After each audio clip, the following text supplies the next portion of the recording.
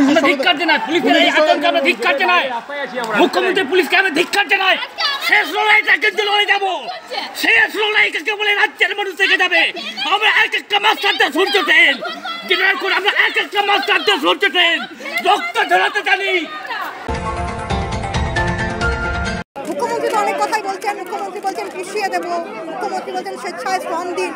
এই কথাগুলোর মানে আমরা পরিষ্কার করে ওনার কাছে জানতে চাই যে উনি কী বলতে চাইছেন। দেখুন, এর আগে অনেক মিথ্যা প্রতিশ্রুতি উনি দিয়েছেন, এখনও দিয়ে যাচ্ছেন, এখনও মিথ্যাচার করছেন। আমরা এই মিথ্যাচার বা এই প্রতিশ্রুতি মানতে নারাজ। আমরা ভবিষ্যতে দরকার হলে যদি আমরণ অনশন করতে হয় বা কোনো রক্তক্ষয়ী সংগ্রামে নামতে হয় আমরা তাও নামবো, কিন্তু আমাদের চাকরি, আমাদের সম্মান ওনাকে ফেরত দিতে হবে। ইন্ডোরে যে মিটিং হয়েছে ওটা পুরোটাই একটা স্ক্রিপ্টেড নাটক হয়েছে আমি বলবো।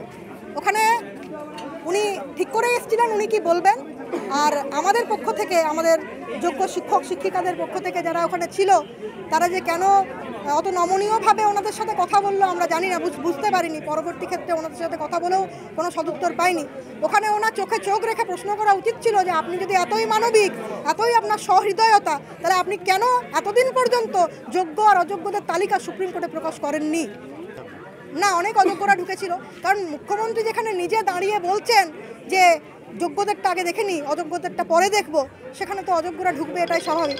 অনেক অযোগ্য ছিল ভেতরে।